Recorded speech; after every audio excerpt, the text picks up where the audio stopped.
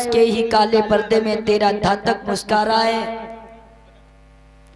जब ऐसी आकाशवाणी हुई है तो दौड़ करके कंस गया। कंस ने देवकी के केसों को पकड़ा, जमीन पे पटक दिया और तलवार निकाली मारने के लिए हुआ। तो वसुदेव ने तलवार पकड़ ली और बोले हैं, वसुदेव मेरी बात सुनो कि तलवार अनो मेरी गर्दन में, और जब तेरा प्राण खो जाएगा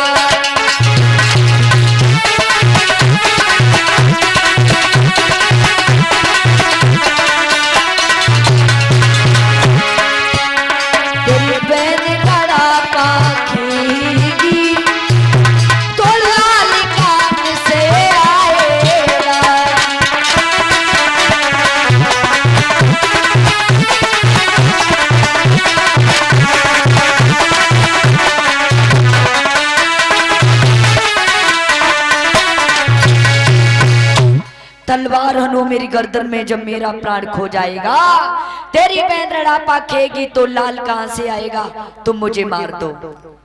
लेकिन वसुदेव कहने लगे मैं तुमसे वादा कर रहा हूं कि मेरी जितने भी संतानें होंगी सारी संतानों को देता रहूंगा। अब वसुदेव देवकी को कारागृह में डाल दिया। अब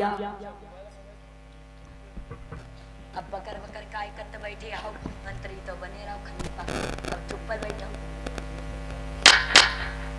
इधर श्री सुखदेव मुनि कहने लगे कि हे उत्तरानंदन महाराज परीक्षित, अब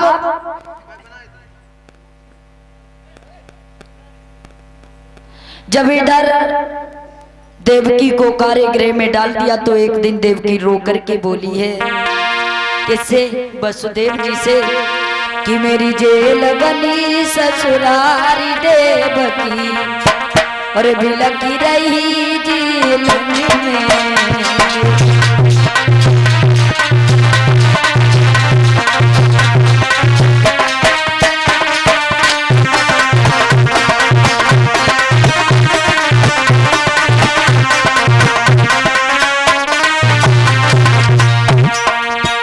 और ये लाल सिंह भैया भाई 101 मुद्राएं मुझे और 501 मुद्राएं भागवत में अर्पित कर रहे हैं।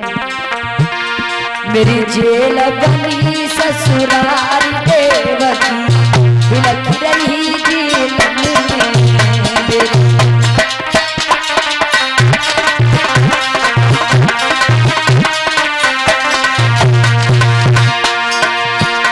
अरे हाथ हाथ कड़ी पायल बेड़ी,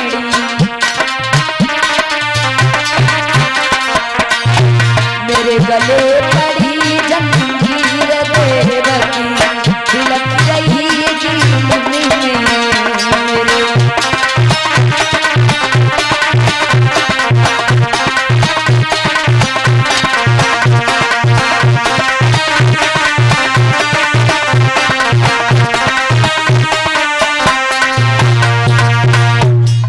इस तरह से जब देवकी रोने लगी है वसुदेव समझाने लगे रो ना भद्रे, अरे जो कुछ लिखा था वो हुआ, लेकिन तुम क्यों रो रही हो, रो ना। इधर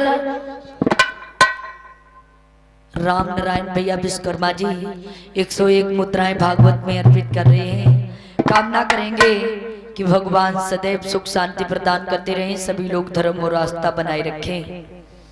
अब जब धीरे धीरे समय बीता है तो देवकी के जब पहली संतान ने जन्म लिया,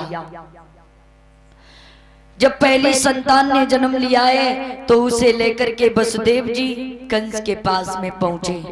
कंस ने उस संतान को लौटा दिया, कहने लगे देखो मेरा काल तो 8वां बालक है, तुम इस बच्चे को ले जाओ। अब श्री सुखदेव मुनि बोले हैं कि हे उत्तरानंदन महाराज परीक्षित, इधर तब तक देव ऋषि बाबा नारद का आना हुआ और 101 मुद्राएं भगवान सिंह भैया पत्र से आए हुए हैं, भागवत में दान कर रहे हैं। भागवत की तरफ से यही कामना है कि भगवान सदा ही सुख शांति प्रदान करते रहे। सभी लोग 2 बार भगवान का नाम बोलते चलो, फिर आगे कार्यक्रम लेकर के चलेंगे।